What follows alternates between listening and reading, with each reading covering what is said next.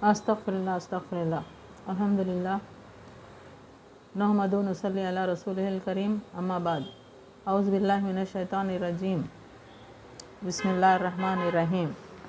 آج کا موضوع ہے مسلمانوں کے دلوں کو باہم جوڑ دینا اللہ کا احسان عظیم ہے۔ آیت 64 سورہ انفال۔ اب 64 آیت کیا ہے یہاں دیکھیے، بین قلوبہم وَأَلَّفَ بین قلوبہم لو انفقت ما فی الارض جميعا ما الفت بین قلوبہم ولکن اللہ الف بینہم انہ عزیز حکیم۔ یعنی ان کے دلوں میں باہمی الفت بھی اسی نے ڈالی ہے۔ زمین میں جو کچھ ہے تو اگر سارا کا سارا بھی خرچ کر ڈالتا تو بھی ان کے دل آپس میں نہ ملا سکتا۔ یہ تو اللہ ہی نے ان میں الفت ڈال دی ہے، وہ غالب حکمتوں والا ہے۔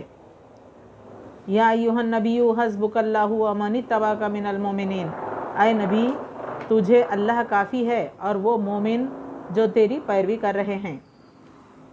یا ایھا النبی حرض المؤمنین علی القتال، اے نبی ایمان والوں کو جہاد کا شوق دلاؤ۔ ان یکم منکم 20 صابرون یغلبوا 200، اگر تم میں 20 بھی صبر کرنے والے ہوں گے تو 200 پر غالب رہیں گے۔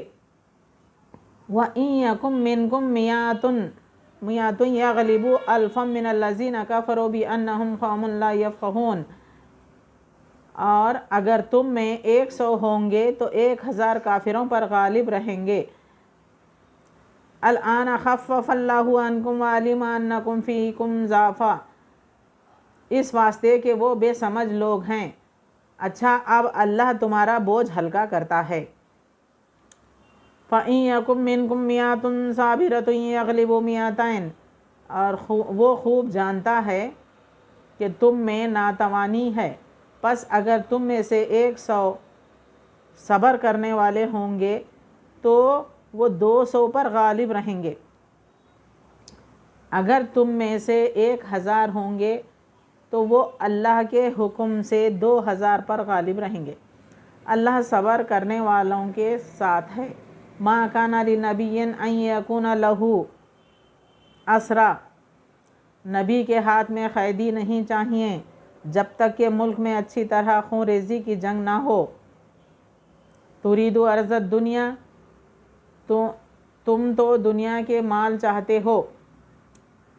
واللہ یرید الآخرۃ، اور اللہ کا ارادہ آخرت کا ہے۔ واللہ عزیز حکیم، اور اللہ زور آور با حکمت ہے۔ اب یہاں دیکھیے، یہاں اللہ تعالیٰ نے حضور کو اپنا احسان دکھا رہا ہے۔ ان آیات میں اللہ تعالیٰ نے نبی اور مومنوں پر جو احسانات فرمائے، ان میں سے ایک بڑے احسان کا ذکر فرمایا ہے، وہ یہ کہ نبی کی مومنین کے ذریعے سے مدد فرمائی، وہ آپ کے دست بازو اور محافظ و معاون بن گئے۔ مومنین پر یہ احسان فرمایا کہ ان کے درمیان پہلے جو عداوت تھی اسے محبت و الفت میں تبدیل فرما دیا۔ پہلے وہ ایک دوسرے کے خون کے پیاسے تھے، اب ایک دوسرے کے جانثار بن گئے۔ پہلے ایک دوسرے کے دلی دشمن تھے، اب آپس میں رحیم و شفیق ہو گئے۔ صدیوں پرانی باہمی عداوتوں کو اس طرح ختم کر کے باہم پیار اور محبت پیدا کر دینا، یہ اللہ تعالیٰ کی خاص مہربانی اور اس کی قدرت و مشیت کی کار فرمائی تھی، ورنہ یہ ایسا کام تھا کہ دنیا بھر کے خزانے بھی اس پر خرچ کر دیے جاتے، تب بھی یہ گوہر مقصود حاصل نہ ہوتا۔ اللہ تعالیٰ نے اپنے اس احسان کا ذکر سورہ آل عمران میں بھی فرمایا، اذ کنتم اعداء فالف بین قلوبکم، اور نبی صلی اللہ علیہ وسلم نے بھی حنین کے موقع پر انصار سے خطاب کرتے ہوئے فرمایا، اے جماعت انصار، کیا یہ واقعہ نہیں ہے کہ تم گمراہ تھے اللہ نے میرے ذریعے سے تمہیں ہدایت نصیب فرمائی، تم محتاج تھے، اللہ نے تمہیں میرے ذریعے سے خوشحال کر دیا اور تم ایک دوسرے سے الگ الگ تھے، اللہ نے میرے ذریعے سے تمہیں آپس میں جوڑ دیا۔ نبی صلی اللہ علیہ وسلم جو بات کہتے، انصار اس کے جواب میں یہی کہتے، اللہ و رسولہ امنو، اللہ اور اس کے رسول کے احسانات اس سے کہیں زیادہ ہیں۔ صحیح بخاری صحیح مسلم حدیث ہے، یہ کی حدیث ہے۔ اب یہاں تحریص کے معنی ہیں ترغیب میں مبالغہ کرنا، یعنی خوب رغبت دلانا اور شوق پیدا کرنا۔ چنانچہ اس کے مطابق نبی صلی اللہ علیہ وسلم جنگ سے قبل صحابہ کو جہاد کی ترغیب دیتے اور اس کی فضیلت بیان فرماتے، جیسا کہ بدر کے موقع پر جب مشرکین اپنی بھاری تعداد اور بھرپور وسائل کے ساتھ میدان میں موجود ہوئے، آپ نے فرمایا ایسی جنت میں جانے کے بجائے کھڑے ہو جاؤ، جانے کے لیے آپ نے فرمایا ایسی جنت میں جانے کے لیے کھڑے ہو جاؤ جس کی چوڑائی آسمانوں اور زمین کے برابر ہے۔ ایک صحابی عمر بن حمام نے کہا، اس کی چوڑائی آسمانوں اور زمین کے برابر ہے۔ رسول اللہ صلی اللہ علیہ وسلم نے فرمایا ہاں، اس پر بخ بخ کہا، یعنی خوشی کا اظہار کیا اور یہ امید ظاہر کی کہ میں بھی جنت میں جانے والوں میں سے ہوں گا۔ آپ نے فرمایا تم اس میں جانے والوں میں سے ہوگے۔ چنانچہ اس نے اپنی تلوار کی مین توڑ ڈالی اور کھجوریں نکال کر کھانے لگا، پھر جو بچیں ہاتھ سے پھینک دیں اور کہا ان کے کھانے تک میں زندہ رہا تو یہ تو طویل زندگی ہوگی۔ پھر آگے بڑھا اور داد شجاعت دینے لگا حتیٰ کہ عروس شہادت سے ہمکنار ہو گیا۔ رضی اللہ عنہ۔ صحیح مسلم ہے یہ حدیث، صحیح مسلم کی حدیث ہے، کتاب الامارت۔ یہ مسلمانوں کے لیے بشارت ہے کہ تمہارے ثابت قدمی سے لڑنے والے 20 مجاہد 200 پر اور 100 1000 پر غالب رہیں گے۔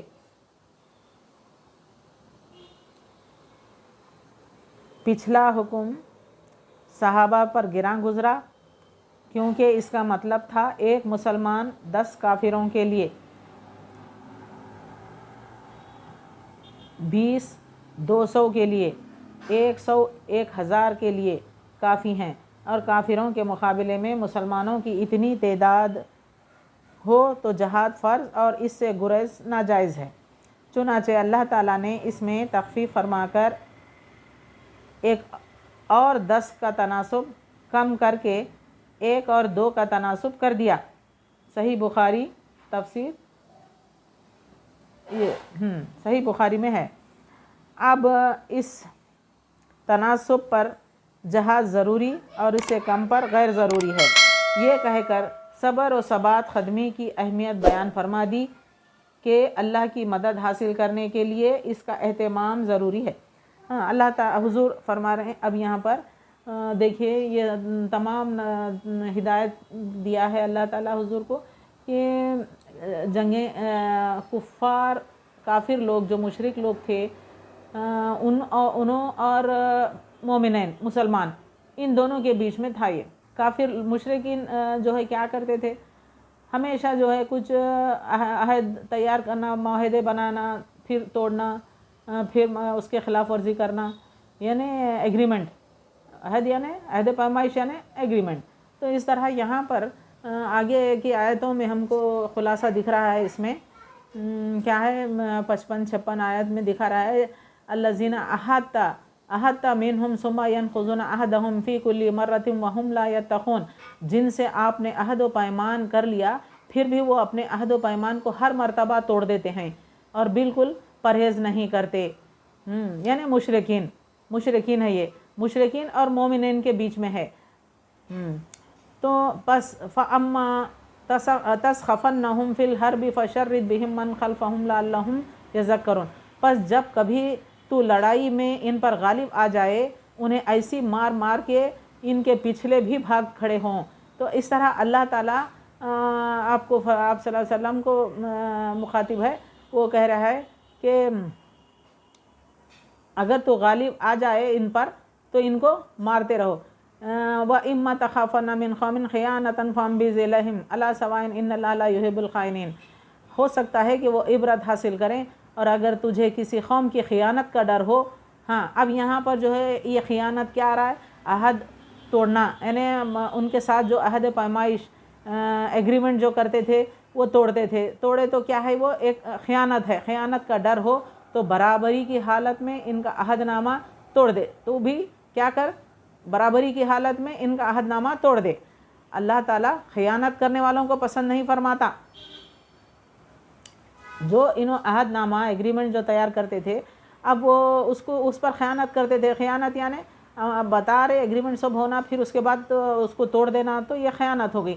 تو اللہ تعالیٰ یعنی تاکید کر رہا ہے کہ اگر وہ خیانت کریں گے، وہ خیانت پسند نہیں کرتا، اللہ تعالیٰ خیانت کرنے والوں کو پسند نہیں کرتا۔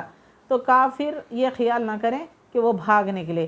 وَلَا يَحْسَبَنَّ الَّذِينَ كَفَرُوا سَبَقُوا إِنَّهُمْ لَا يُعْجِزُونَ۔ کافر یہ خیال نہ کریں کہ وہ بھاگ نکلے، یقیناً وہ عاجز نہیں کر سکتے۔ إِنَّهُمْ لَا يُعْجِزُونَ۔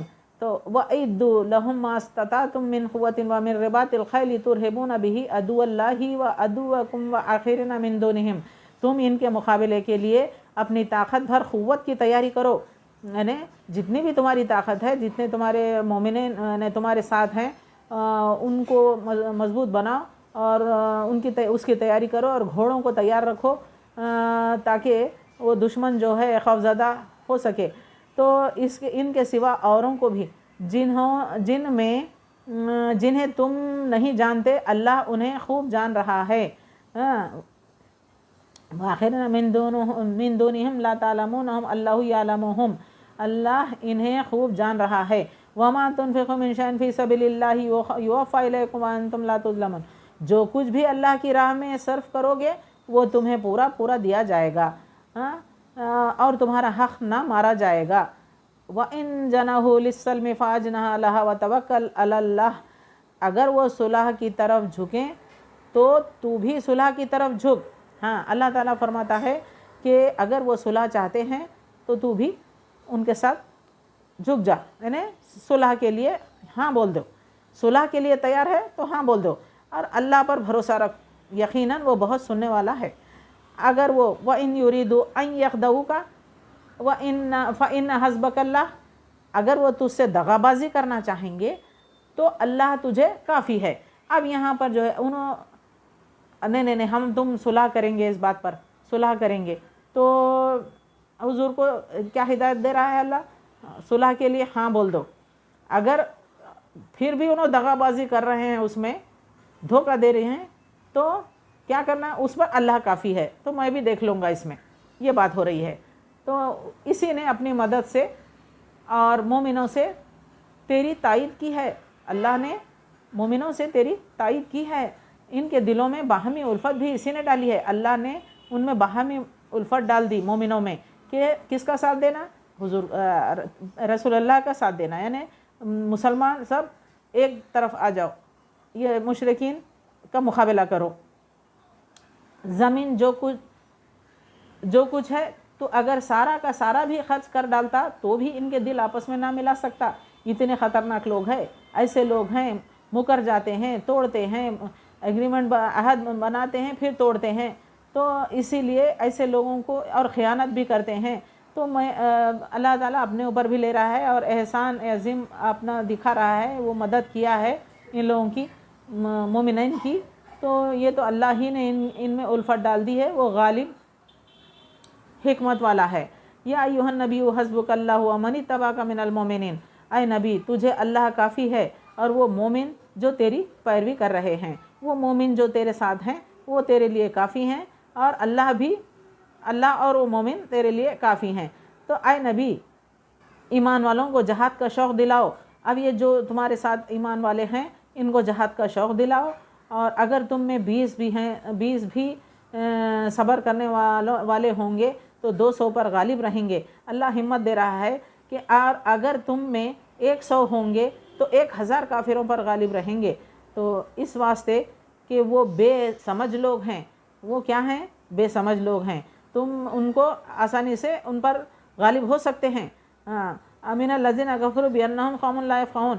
الآن خفف اللہ عنکم وعلم ان فیکم ضعفا، اچھا اب اللہ تمہارا بوجھ ہلکا کرتا ہے، وہ خوف جانتا ہے کہ تم میں ناتوانی ہے، وہ تمہارا خوف کیا ہے وہ جانتا ہے، وہ خوب جانتا ہے کہ تم میں ناتوانی ہے۔ کیا ہے ناتوانی؟ طاقتور نہیں، تھوڑے لوگ ہیں ان کے زیادہ ہیں تو یہ ڈر رہے ہیں، تو ان کو جو ہے اللہ تناسب کم کر دیتا ہے۔ اگر تم میں سے 100 صبر کرنے والے ہوں گے تو وہ 200 پر غالب رہیں گے، اور اگر تم میں سے 1000 ہوں گے تو وہ اللہ کے حکم سے 2000 پر غالب رہیں گے۔ تو اللہ صبر کرنے والوں کے ساتھ ہے۔ ما کانا، اب یہاں دیکھیے، باذن اللہ واللہ مع الصابرین، اللہ صبر کرنے والوں کے ساتھ ہے۔ ما کان لنبی ان یکون لہ اسری حتی یثخن فی الارض، نبی کے ہاتھ میں قیدی نہیں چاہیے جب تک کہ ملک میں اچھی طرح خونریزی کی جنگ نہ ہو جائے۔ اب اللہ تعالیٰ یہ کہہ رہا ہے کہ کہیں چپ ایسا ویسا لڑ کے جو ہے پھر یہ نہیں ہونا، باضابطہ اس کا ایک جنگ ہی ہونا چاہیے اس میں، تبھی تو یہ لوگ شکست اور فتح دونوں کا ایک مسئلہ حل ہو سکتا ہے۔ تو اب یہ جنگ کی تیاری کرنے کی جنگ کی طرف راغب کر رہا ہے، اچھی طرح خونریزی کی جنگ نہ ہو جائے۔ اب یہاں دیکھیے، نبی کے ہاتھ میں قیدی نہیں چاہیے جب تک کہ ملک میں اچھی طرح خونریزی کی جنگ نہ ہو جائے۔ اب جنگ کے لیے تیاری کرو بول رہا ہے اللہ، تو تم تو دنیا کے مال چاہتے ہو، اور اللہ کیا چاہتا ہے؟ اللہ چاہتا ہے ارادہ آخرت کا ہے، اس کا ارادہ کیا ہے؟ آخرت کا ہے، اور اللہ زوراور با حکمت ہے، واللہ عزیز حکیم، زوراور با حکمت ہے۔ تو اب یہاں پر کیا ہے، یہ مشرکین اور مومنین کے خلاف وہ لوگ جو ہے ہمیشہ اس طرح کی حرکتیں، معاہدے کرنا، توڑنا، کچھ جنگیں بھی ہوا کرتے تھے، اپنے فتوحات ہوتے تھے اس میں۔ تو اس زمانے میں اب یہاں خیانت کرنے والوں کو اللہ پسند نہیں کرتا، اب یہ لوگ ایسے ہی حرکتیں کرتے تھے۔ اب دیکھیے، جیسا یہاں پر ہم پہلے پچھلے بیان میں پچھلی آیتوں میں دیکھے، کیا ہے پچھلی آیتوں میں، الذین عاہدت منہم، 55 آیت ہے یہ، الذین عاہدت منہم ثم ینقضون عہدہم فی کل مرۃ وہم لا یتقون، جن سے آپ نے عہد و پیمان کر لیا، پھر بھی وہ اپنے عہد و پیمان کو ہر مرتبہ توڑ دیتے ہیں اور بالکل پرہیز نہیں کرتے۔ فَإِمَّا تَسْخَفَنَّهُمْ فِي الْحَرْبِ فَشَرِّدْ بِهِمْ مَنْ خَلْفَهُمْ لَعَلَّهُمْ يَذَّكَّرُونَ، پس جب کبھی تو لڑائی میں ان پر غالب آ جائے تو انہیں ایسی مار کے ان کے پچھلے بھی بھاگ کھڑے ہوں۔ تو اللہ تعالیٰ ان کو بتا رہا ہے حضور کو کہ اگر تم غالب ہو گئے تو ان کو مار کے بھگا ڈالو۔ وَإِمَّا تَخَافَنَّ مِنْ قَوْمٍ خِيَانَةً فَانبِذْ إِلَيْهِمْ عَلَىٰ سَوَاءٍ إِنَّ اللَّهَ لَا يُحِبُّ الْخَائِنِينَ۔ ہو سکتا ہے کہ وہ عبرت حاصل کریں، اور اگر تجھے کسی قوم کی خیانت کا ڈر ہو تو برابری کی حالت میں ان کا عہد نامہ توڑ دے۔ اگر انہوں خیانت کرے تو کیا کرنا؟ ان کا عہد نامہ توڑ دینا۔ اللہ تعالیٰ خیانت کرنے والوں کو پسند نہیں فرماتا۔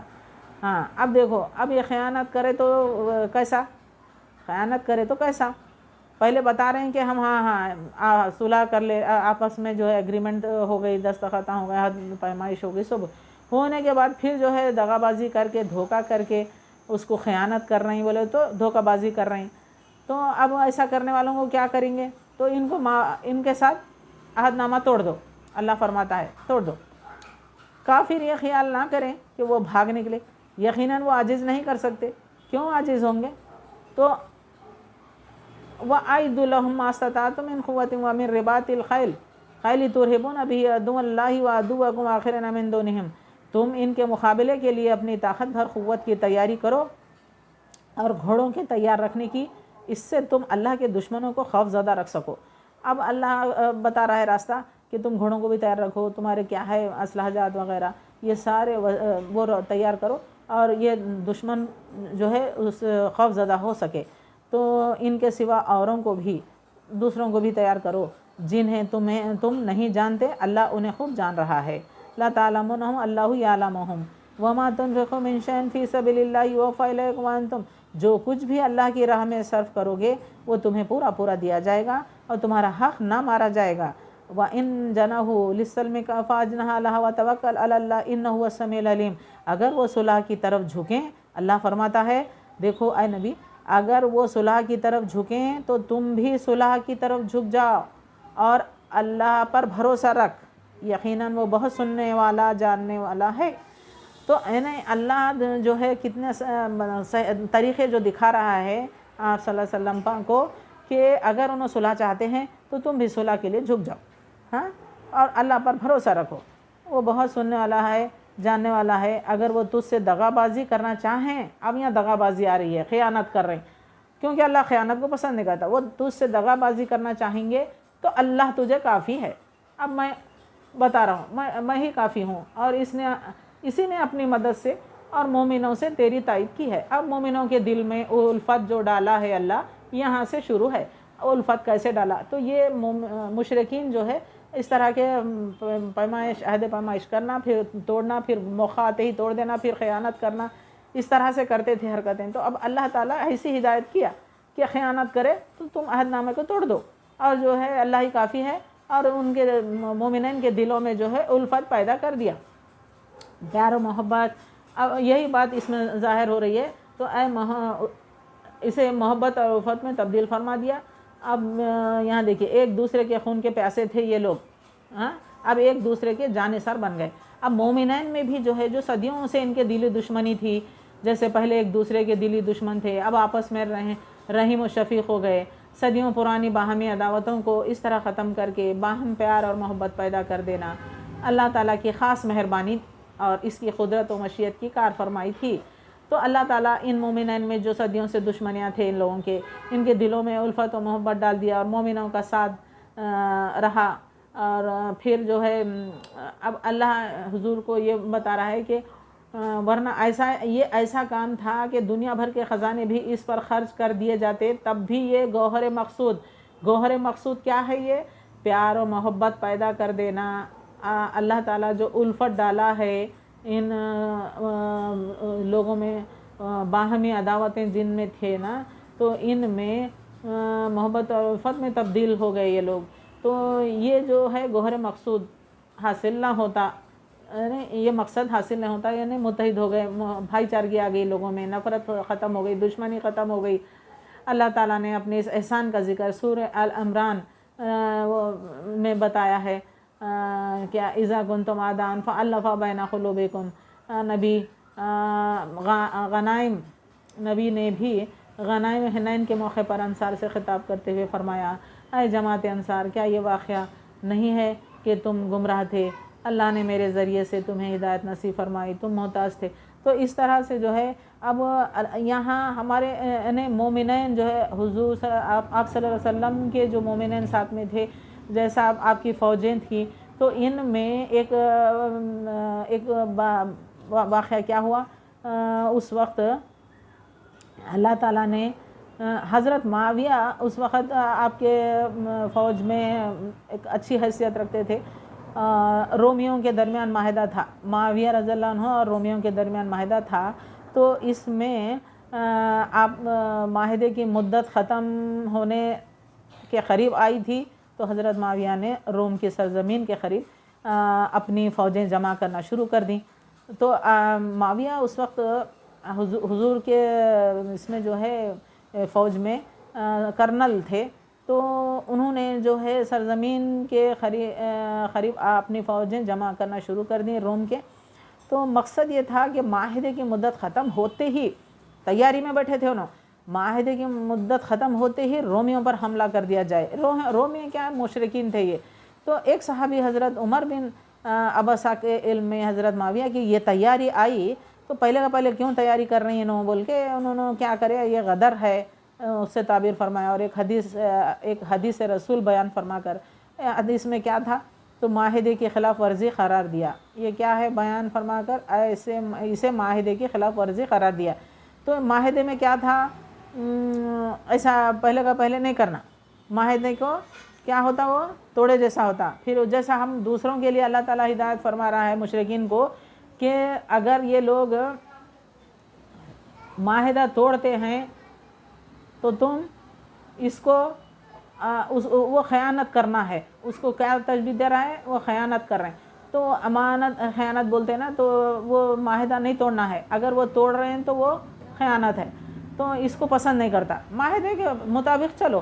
تو اب یہاں ان کی یہ بات کیا ہو رہی ہے، تیاری کر رہے ہیں نا، انہوں کیوں تیاری کر رہے ہیں، ابھی تو وہ ابھی کچھ وقت سے پہلے تیاری کر رہے ہیں کر کے آپ جو ہے ان کے حدیث بیان کر کے اس کو روک دیے، اور پھر اس بات کو حضرت معاویہ نے اپنی فوجیں واپس بلا لیں۔ یہ ثابت ہوتا ہے کہ ہمارے مومنین جو ہے اللہ کے راستے پر ہیں، اب یہی تو غالب ہونے والے ہیں مشرکین پر، تو آپ معاویہ رضی اللہ عنہ نے اپنی فوج کو واپس لے لیے۔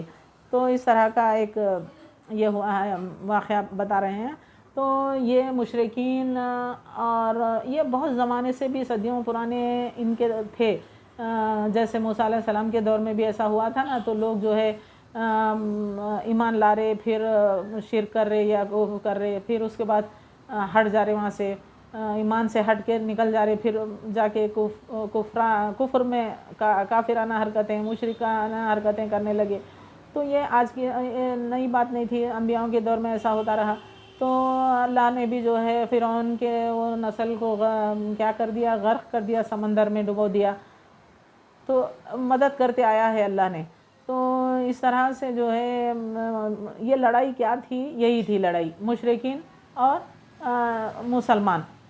تو اللہ رسول اللہ کی فوجیں جو ہے ایمان والے تھے اور یہ مشرکین تھے، تو اب یہاں پر یہی لڑائی تھی کہ شرک نہ کرو، کفر نہ کرو، لیکن وہ مانتے نہیں تھے، کئی بات ان کے ساتھ عہد کرتے تھے، نہیں ہم آپ کے ساتھ ہیں۔ تو بہت سارے بیانات میں ہمارے یہ باتیں سمجھا دی گئی، تو یہی وجہ تھی۔ تو پھر بعد میں جنگ بدر کا جو واقعہ آیا، تو اس میں اللہ کی مدد شامل حال رہی، تو اب اس میں فتح کس کی ہوئی، مسلمانوں کی ہوئی، کیونکہ ہم مسلمان جو ہے برابر اللہ کی ہدایت پر چلتے رہے۔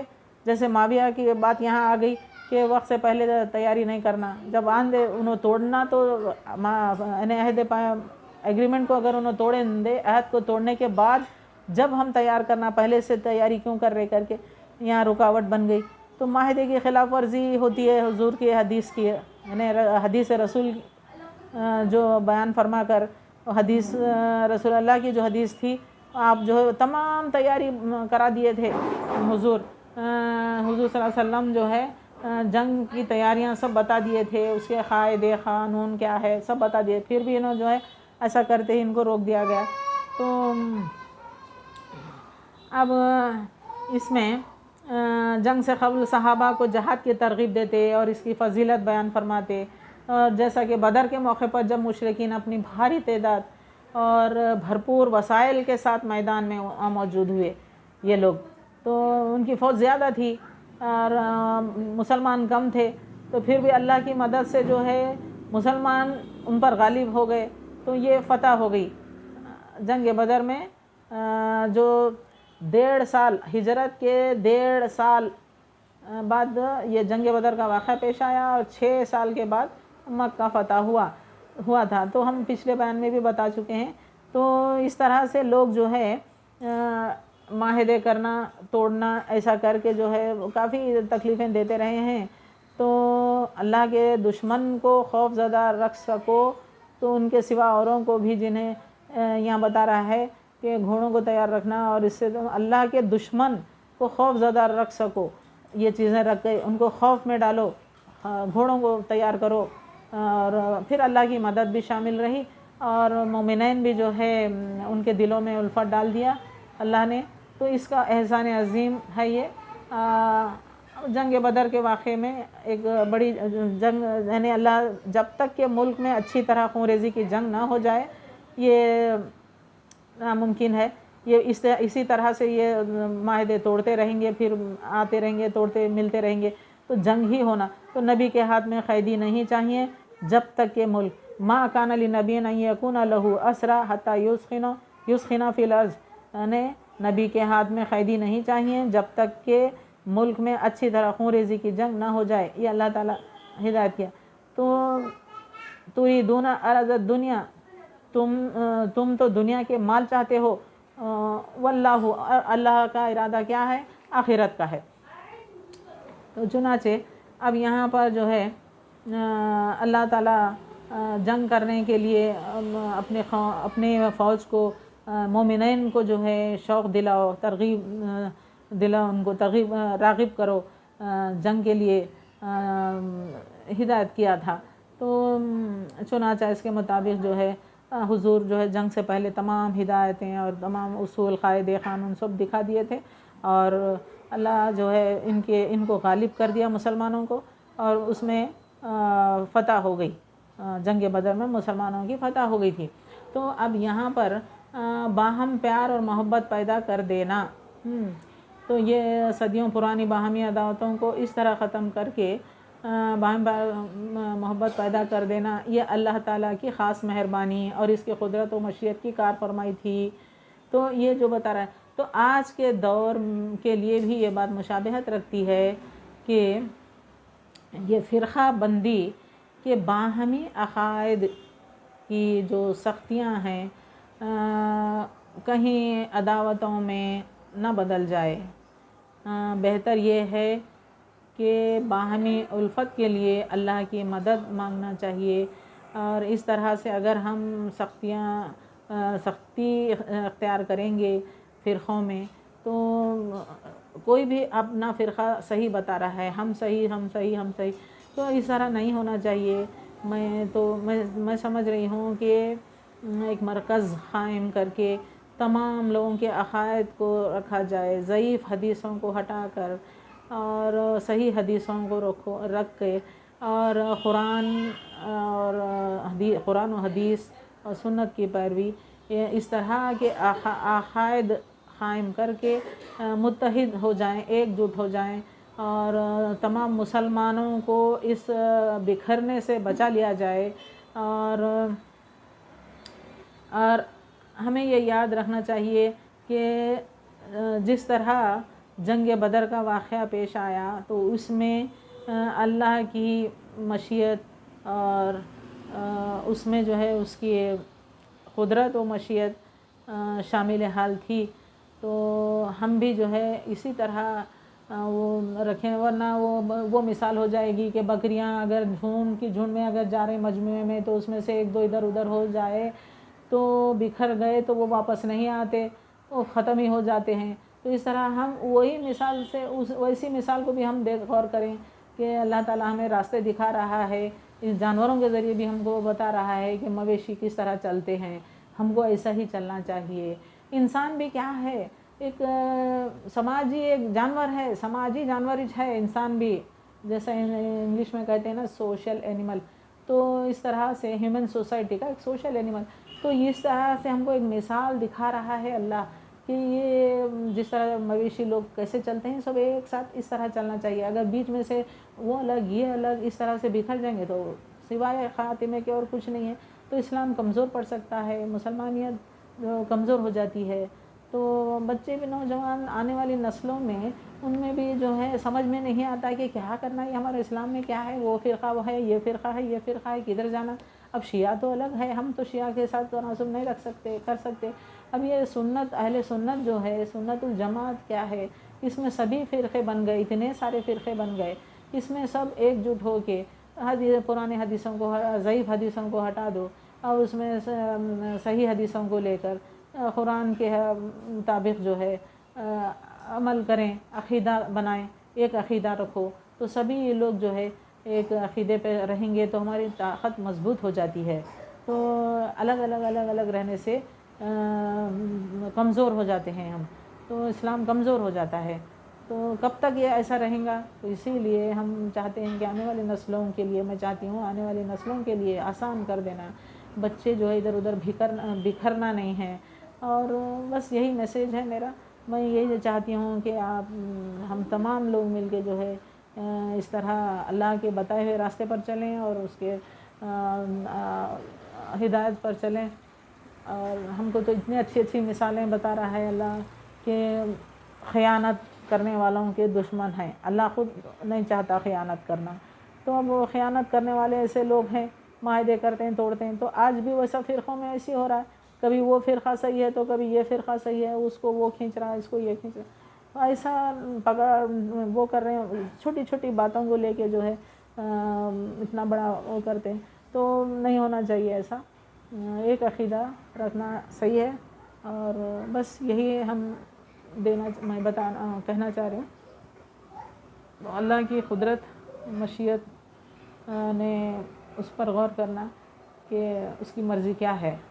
ہم سب مسلمان اہل سنت الجماعت کو مضبوط بنائیں اور قرآن اور حدیث سنت کی پیروی کرنا، بس یہی ہے۔ دیکھیے اس طرح سے مختلف فرقے نہیں ہونا، یہ اعلیٰ حضور بھی اس کو ناپسند کیے ہیں۔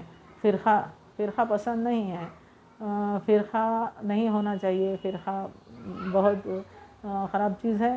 فرقے الگ الگ فرقے نہیں، بس ایک ہی فرقہ ہونا، اہل سنت الجماعت کو سب مل کے جو ہے بڑا بنا کے تمام لوگ جو ہے اس کو ایک عقیدہ مقررہ بناؤ، اور اس پر تمام مسلمانوں کو میسیج پیغام دے دو کہ ان پر چلیں سب، یہ صحیح رہ سکتا ہے۔